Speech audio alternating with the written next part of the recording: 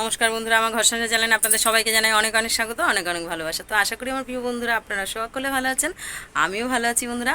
তো আজকে ভিডিওটা এখন থেকে শুরু করলাম, আর এখন বাজে বেলা 9টা, আর আজ হচ্ছে শুক্রবার বন্ধুরা।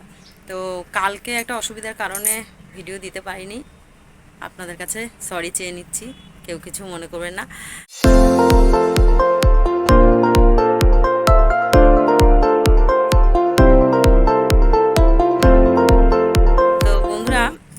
আমি সকাল থেকে উঠে তো সমস্ত কিছু কাজকর্ম করে নিয়ে ঠাকুর পুজোও দিয়ে নিয়েছি, নিয়ে এখন রান্নাঘরে ভাত হয়ে গেছে। আমার বেলা 9টা বেজে গেছে, সেই ভোরবেলায় উঠি, মানে আমার কাছে অনেকটাই বেলা এখন।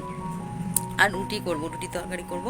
আর এখানে অনেকগুলো কাচাকুচিও করে নিয়েছি, দেখাই আপনাদেরকে। অনেকগুলো কাচাকুচি করে দিয়েছি। আর এই চাদরটা একটু ড্যাম হয়ে গেছিলো, এটা পরিষ্কারই আছে, সেটা একটু রোদে দিয়ে নিয়েছি। এখানে ছেলের আমার বেশ 1 বালতি মতন কাচাকুচি করেছি। ওই যে আমার ডিঠির চাদরটা আবার রোদে দিয়েছি ওখানে, মানে এইসব টুকটাক কাচাকুচি হয়েছে আর কি। এই যে আমার মিষ্টি সোনা, এই যে মুখ, এই যে মিষ্টি মুখ, সবাই দেখতে ভালোবাসে না না মিষ্টি মুখটা, কত মিষ্টি মুখ। তো বন্ধুরা এই দেখুন, এই যে দেখুন, এটা হচ্ছে মিষ্টি, মানে মিষ্টি হচ্ছে বুবলুর বড় মেয়ে। ওই যে মিষ্টি সোনা, আর এই যে বুবলুর সোনা শুয়ে পড়েছে, আর সব সোনাগুলো ঘিরে ধরেছে ওনাকে। এই যে মায়ের দুধ খাচ্ছে। সব থেকে চন মনে হচ্ছে এই সোনাটা, এই সোনা খুব দুষ্টু। সোনাগুলো সব বাসনে আওয়াজ পেলেই রান্নাঘরে দৌড়। আর এখানে দেখুন বন্ধুরা, এই যে আটাটা মেখে রেখেছি, রুটি হবে। এখানে আলু চচ্চড়ির জন্য আলুটা কেটে নিয়েছি, পেঁয়াজ কুচিয়ে নিয়েছি। আর এখানে আমার ভাত হয়ে গেছে, দেখুন ভাতটা গড় দিয়ে নিয়েছি। আর এখানে ডালও সিটি মেরে নিয়েছি, ডালটা এখন সোমবার দিলেই হয়ে যায়। তো এই অবধি কাজকর্ম হয়েছে, আশিপাশি সেরে চান মান করে একদম পুজো দিয়ে নিয়েছি। আর সোনাদের কিন্তু আমি উঠেই আগে মানে জামাটা ছেড়ে এই সোনাদের মাছ সিদ্ধ করে ভাত দিয়েছি।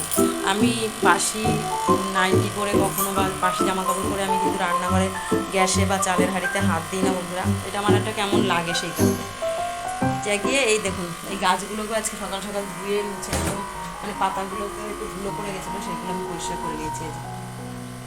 দারুণ লাগছে দেখতে, টেবিলের উপরে রাখি, দেখতে বেশ ভালোই লাগে, সবুজ জিনিস দেখতে কান্না। তো বন্ধুরা তখন সকালবেলায় তো সেই কাজকর্ম দেখাচ্ছিলাম যে রান্না বান্না কত দূর কী হয়েছে আমার।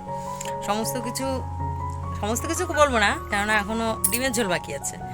তো রান্নাবান্না যতটা পেরেছি সেরেছি। আর রুটি তরকারি সমস্তটা করে টিফিন খেয়ে তারপরে গিয়েছিলাম গ্যাসের অফিসে, ওখান থেকে গিয়েছিলাম ব্যাংকে। তো ওই কাজগুলো করে সমস্ত কিছু আসলাম এখন। এই যে এখন সবাই বাড়িতে এসেছি, গ্যাসের অফিসের কাজটাও মিটলো, আবার ব্যাংকের কাজটাও মিটলো, সবটা ভালোই হয়েছে। এটাই আমার অনেক, রোদের মধ্যে কষ্ট করে গেছি যেরকম হয়েছে, সব হয়ে গেছে। এখন বাদবাকি রান্না করব, ড্রেসটা চেঞ্জ করে নেবো, নিয়ে বাদবাকি রান্না হবে। ভেবেছিলাম যে মার জন্য দেখি, মার মুখে রুচি নেই, ছোট্ট আনা যায় নাকি। তো দেখলাম বিলাতি আমরা খুঁজছিলাম, পাইনি।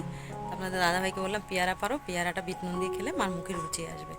পেয়ারা পারুক, আর একটু কিছু ফল নিয়ে আসবে। মার জন্য কী ফল আনবো সেটাই বুঝতে পারি না, কেননা মা আবার যে কোনো ফল খায় না, লেবু খেলে অ্যাসিড হয়, আপেল খেলে সহ্য হয় না, সমস্যা। তো চলুন বন্ধুরা, বেলা 1টা বেজে গেছে, এখন রান্নাবান্না পুরো কমপ্লিট হয়নি, কমপ্লিট করব, করে একটা ঘটনা আপনাদের সাথে আজকে শেয়ার করব। তো বন্ধুরা আজকে একটা ঘটনা আপনাদের সাথে শেয়ার করব, বলেছিলাম যে একটা ঘটনা আপনাদের সাথে শেয়ার করব, সেটা আমাদেরই সাথে ঘটে যাওয়া একটা ঘটনা আপনাদের সাথে শেয়ার করছি। আজকে বাংলাদেশ নিয়ে তোলপাড় হচ্ছে, আপনারা সবাই দেখতে পাচ্ছেন মিডিয়াতে, মানে ফেসবুক খুললেই দেখা যাচ্ছে, ইউটিউব খুললেই দেখা যাচ্ছে। তো এরকমই আমরা যখন বাংলাদেশ থেকে আসি বন্ধুরা, তখনকার একটা ঘটনা আপনাদের শেয়ার করছি। পুরো বিস্তারিতভাবে পুরোটা শেয়ার করতে গেলে আর একটা ভিডিও বানাতে হবে, তাই যতটা শর্টে পারছি আপনাদের সাথে শেয়ার করছি। সেই সময়টা ভাবলে যদি ভাবি বা মনেও আসে যে কীরকমভাবে চলে এসেছিলাম এই দেশে। মানে আমি তখন অনেকটাই ছোট, কিন্তু আমার কিছুটা মনে আছে যে আমরা কিভাবে এই দেশে এসেছিলাম। আর সেই মুহূর্তটা যেদিন আমরা আসি এ দেশে, মানে দেশ ছেড়ে চলে আসি, সেই মুহূর্তটা কেমন ছিল, মানে সেই দিনটা কেমন ছিল, অনুভূতি কেমন ছিল। আমি তো অনেকটা ছোট, তো আমি আমার অনুভূতিটা আপনাদের সাথে শেয়ার করছি। তো আমাদের বাড়িতে যেদিন আমরা চলে আসবো রাতে, সেদিন সত্যি আমিও জানতাম না যে আমরা চলে আসবো। মা শুধু বলতো যে আমরা চলে যাব, কিন্তু কবে যাব সেটা ঠিক জানতাম না। একদিন মাঝে মাঝে আমাদের বাড়িতে কীর্তন দিত, যেটাকে হরিসেবা বা গ্রামের দিকে হরিলুট এরকম ধরনের বলেন আপনারা। তো সে হরিসভা দিয়েছে কীর্তন, মানে কৃষ্ণ নাম কীর্তন যাকে বলে, নাম কীর্তন দিয়েছে। তো বেশিরভাগ দিনই আমাদের বাড়িতে নাম কীর্তন দিলে ভোর কীর্তন হতো, মানে ভোর অবধি কীর্তন হতো সারা রাত। তো সেদিনও আমি ভেবেছি যে ওরকমই হবে, তো সেটা ছিল না বন্ধুরা। আমি মাইকটা বারবার দেখছি কেন মাইকটা আমার বন্ধ হয়ে যায়।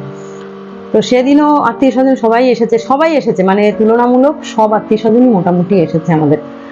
তো আমি দেখে একটু মানে ভাবছি বেশ আনন্দ হচ্ছে। আমার তো ওইটা বুদ্ধি নেই, মাথায় অতটা বুদ্ধি হয়নি যে কেন এসছে। তো বন্ধুরা, রাত্রেবেলা যখন 12টা সাড়ে 12টা বাজে, আমি তো কীর্তনের ওখানেই রয়েছি, আর এদিকে সব জিনিসপত্র গোছগাছ হচ্ছে। যখন আমরা বেরিয়ে আসব তার কিছুক্ষণ আগে আমাদেরই একজন দাদু হয় আর কি, সম্পর্কে আমার বাবার কাকু হয়, সে বলছে কি, মানে দূর সম্পর্কে হয় না, গ্রামের দূর সম্পর্কে কাকা ঠাকা, সেরকম বলছে কি যে অনেক রাত হয়ে গেছে, আজকে আর এই গ্রাম থেকে ওই গ্রামে বাড়ি, আজকে আর বাড়িতে যাব না। জেঠুকে বলছে, আমার বড় জেঠুকে, যে সুধীর আজকে আর বাড়িতে যাব না, আজকে তোদের বাড়িতে থেকেই যাই, কালকে ভোর হলে চলে যাব। তো তখন আমার জেঠু তার কাকাকে জড়িয়ে ধরে বলছে, কাকা আজকে আর থাকতে পারবা না, এই বুঝি আমাদের শেষ দেখা। তো বন্ধুরা তখন না বলছে, কি বলছিস? তখন বলছে, হ্যাঁ কাকা, আজকেই পাড়ি দিচ্ছি, দেশ ছেড়ে দিচ্ছি।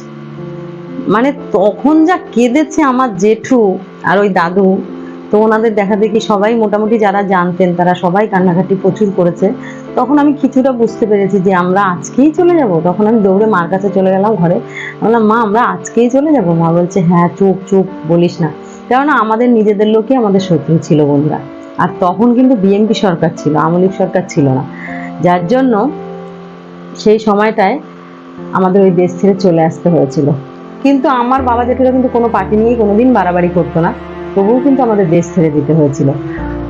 আমরা এখন চলে আসি, মানে যেই মুহূর্তটায় আমরা বাড়ি ছেড়ে বেরিয়ে আসি সেই মুহূর্তটায় কীর্তন চলছে। কেননা কীর্তন যদি বন্ধ হয়ে যায় তাহলে আমাদের যারা নিজেদের লোক জ্ঞাতি আর কি, তারাই আমাদের শত্রু ছিল, এমন শত্রু ছিল যে মার্ডার করে দিতেও তাদের হাত কাঁপবে না। তো সেই জন্য কীর্তন চলছে, আমরা বেরিয়ে চলে এসেছি। সবাই ভাবছে কীর্তন হচ্ছে বাড়িতে, মানে লোক আছে, যদি চুপচাপ বেরিয়ে চলে আসি, একটা সবকিছু বাসন কোসন গোছানোর আওয়াজ, একটা মানুষজন এতগুলো বেরিয়ে আসছে তাদের পায়ের আওয়াজ বুঝতে পারবে। বলে না যে বন্ধু যখন শত্রু হয় তার থেকে মারাত্মক আর কিছু হয় না। তো আমাদের নিজেদের লোকই আমাদের শত্রু ছিল বন্ধুরা। সেই জন্য কীর্তন চলছিল, আত্মীয় স্বজন সবাই মোটামুটি জানতো যারা, তারা কীর্তন করছে। আমরা সেই মুহূর্তে বাড়ি ছেড়ে বেরিয়ে এসেছি। আমার মাকে দেখলাম, মানে দেখছি যে আমাদের বাড়িতে কারেন্ট ছিল না বাংলাদেশে, তো আমার মাকে দেখলাম যে হেরিকেনটা জ্বালিয়ে একদম, মানে বড় ঘরটা আমাদের মাঝখানের, কাঠের দোতলা ছিল আমাদের, তো বড় ঘরের মাঝখানে রেখে একটা প্রণাম করলো, প্রণাম করে বেরিয়ে আসলো কাঁদতে কাঁদতে। মানে কান্নার যে রোলটা ছিল বন্ধুরা, আজও যখন আমার মনে আসে সেই পরিস্থিতিটা, সেই মুহূর্তটা যখন আমার চোখে ভাসে, তখন চোখে জল এসে যায়। যে আমাদের নিজেদের লোকের জন্যই হয়তো আমাদের ছাড়তে হয়েছিল দেশ, আর কিছু এই রকম মানুষজনের জন্য। দেখতেই পাচ্ছেন বাংলাদেশে কি শুরু হয়েছে। আমি একটাই বলবো, প্রত্যেকটা দেশেই প্রত্যেকটা মানুষের থাকার অধিকার আছে, যারা সেখানকার বাসিন্দা এরকম করাটা মোটেই উচিত না। আর এইগুলো যেগুলো আমরা বাংলাদেশে এখন দেখছি সেইগুলো কিন্তু একসময় ঘটে গেছে, আবার সেটা পুনরাবৃত্তি হচ্ছে। তো সেই জন্যই আজকে দেশ ছেড়ে যখন চলে এসেছি সেই অনুভূতিটা আজকে আপনাদের সাথে শেয়ার করলাম বন্ধুরা। যে সেই মুহূর্তটা মনে আসলে খুব কষ্ট হয়, খুব কষ্ট হয়। তো আজকের দিনে যারা বাংলাদেশে এরকম হচ্ছে, তাদের মনের মধ্যে কি হচ্ছে আর তাদের মানসিকতা কিরকম চলছে, কিছুটা হয়তো আন্দাজ করতে পারছি নিজের অনুভূতি দিয়ে। তো আজকের ভিডিওটা এটা ছিল যে আমরা দেশ ছেড়ে এসেছি যখন, তখন আমাদের সাথে কি ঘটনা ঘটেছিল, ভয়তে ভয়তে চলে এসেছি বন্ধুরা। আর সেই ঘটনাটাই আপনাদের সাথে আজকে শেয়ার করলাম।